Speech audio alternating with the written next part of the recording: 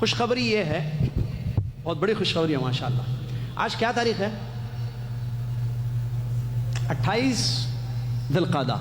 انشاءاللہ 2-3 دن کے بعد وہ 10 دن شروع ہونے جا رہے ہیں کہ جن میں نیک عمل اللہ تبارک و تعالیٰ کو ہر چیز سے زیادہ محبوب ہے.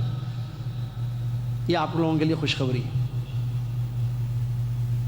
آپ لوگوں کو اللہ نے ہم سب کو زندہ رکھا ہے، اللہ تعالیٰ زندہ رکھے. پہلی ذی الحجہ سے 10 ذی الحجہ تک وہ مبارک ایام آنے والے ہیں جو اللہ تبارک و تعالیٰ کے یہاں بڑے محبوب ہیں.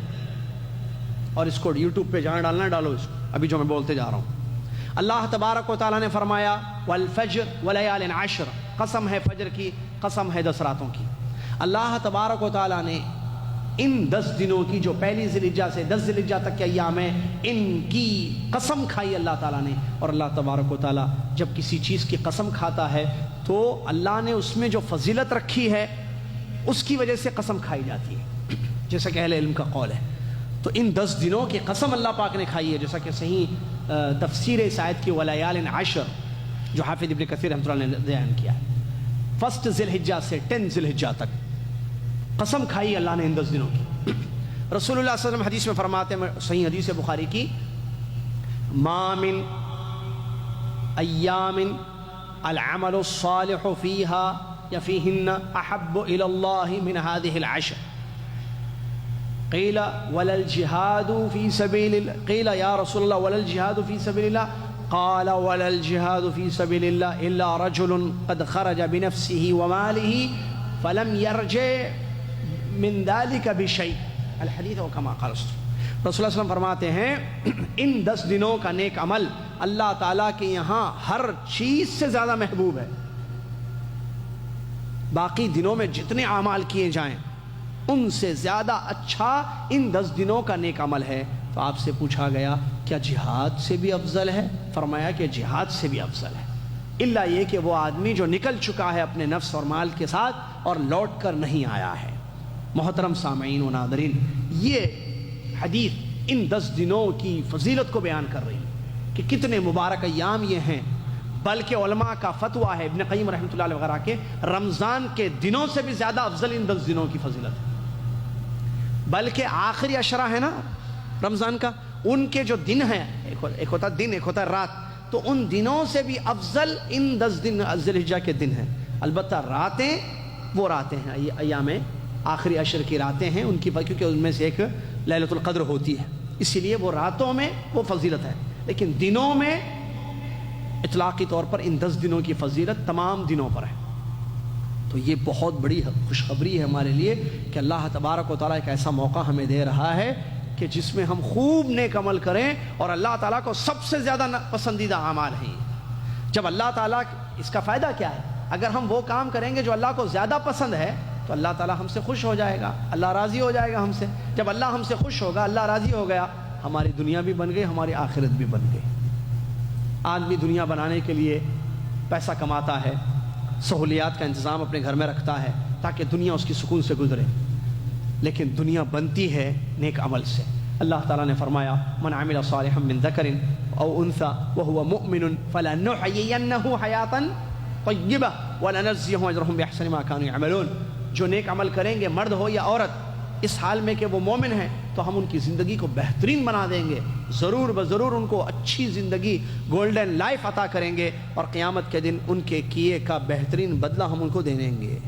تو حیات طیبہ وعدہ ہے اللہ کا اس آیت میں ان لوگوں کے لیے جو ایمان کے بعد عمل صالح کرتے ہیں. عمل صالح، نیک عمل کرنے کے 10 دن آ رہے ہیں، اور ان میں آیت میں تو عمومی طور پر ہے کہ کبھی بھی کوئی نیک عمل کریں گے ایمان لانے کے بعد ان کی زندگی بہترین بنائی جائے گی، گولڈن لائف ان کو دی جائے گی.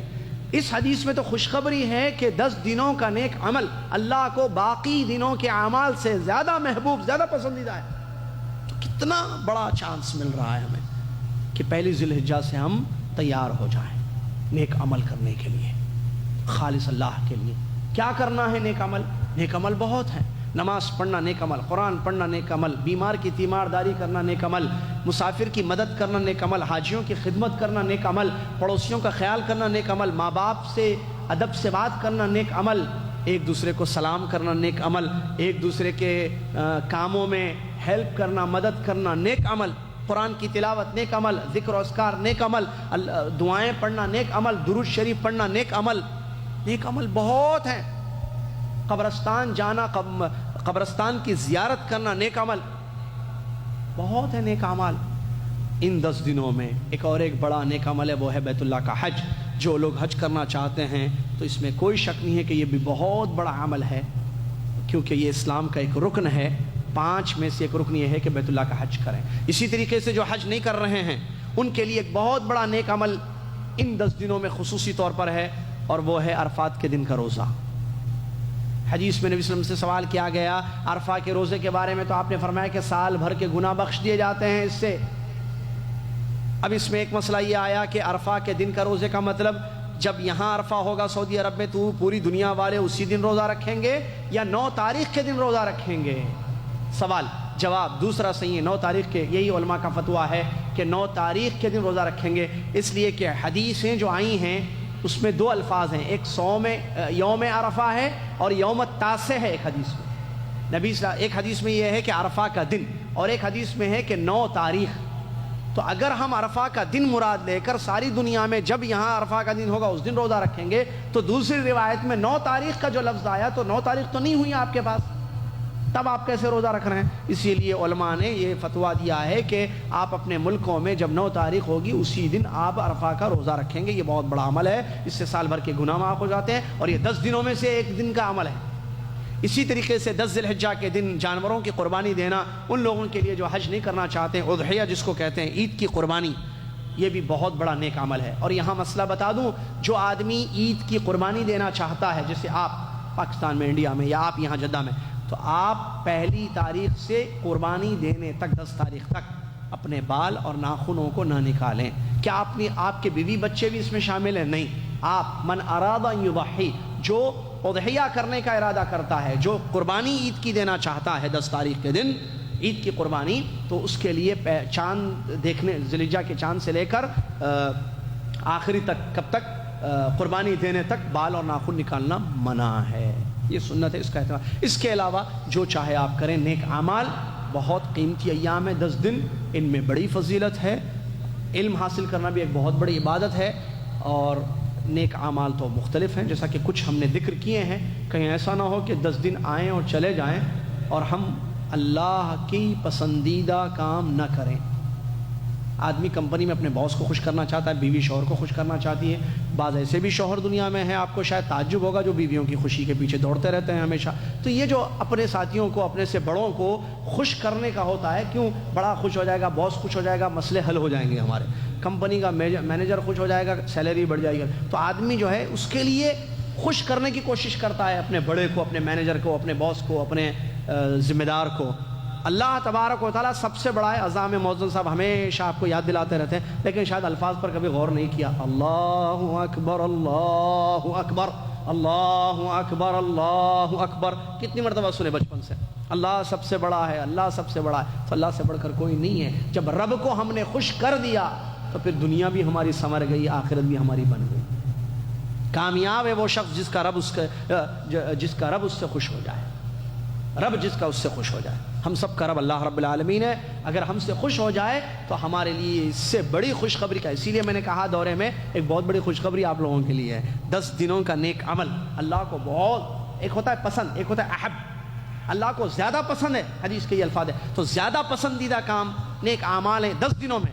10 دنوں سے پہلے عمل پسند ہے اللہ تعالیٰ کو۔ آج بھی آپ، کل بھی جو ہے قرآن پڑھیے، اچھا ہے، لیکن یہی کل کا قرآن، جو کل آپ قرآن پڑھیں گے، 1 تاریخ کے بعد قرآن پڑھیں گے، فرق زیادہ پسند ہے اللہ تعالیٰ کو ان 10 دنوں کا نیک عمل۔ تو ہم کیوں نہ ایسے مواقع کو غنیمت سمجھیں اور یوٹیلائز کریں صحیح اس کا، اور نیک اعمال خالص اللہ کے لیے زیادہ سے زیادہ کریں۔ اللہ تعالیٰ مجھے، آپ کو اور دنیا کے تمام مسلمانوں کو ان چیزوں پر عمل پیرا ہونے کی توفیق عطا فرمائے۔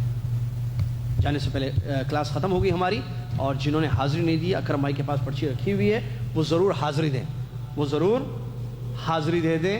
اور سوال آیا ہے، اس کا جواب آئندہ اس میں دیا کیونکہ وقت ہو چکا ہے انشاءاللہ۔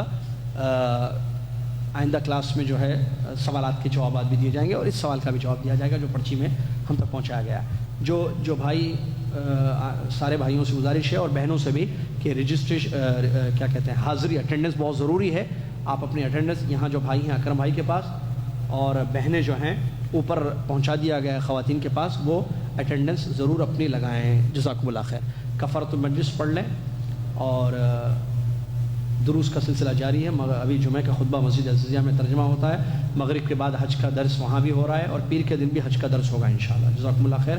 اور جو لوگ ہمارے ساتھ جانے والے ہیں وہ ہمارے ساتھ کانٹیکٹ میں باقی رہیں، اور بھی کچھ لوگ اگر ہمارے ساتھ جانا چاہتے ہیں تو 5-6 سیٹیں اور نکل گئی ہیں، جانے والوں کے لیے گنجائش ہے۔ جزاکم اللہ خیر۔ تفصیلات کے لیے ہم سے رابطہ کیا جائے۔ جزاکم اللہ خیر۔ جانے سے پہلے کفارۃ المجلس پڑھ لیں۔ سبحانک اللہم و بحمدک اشہد ان لا الہ الا انت استغفرک و اتوب الیک۔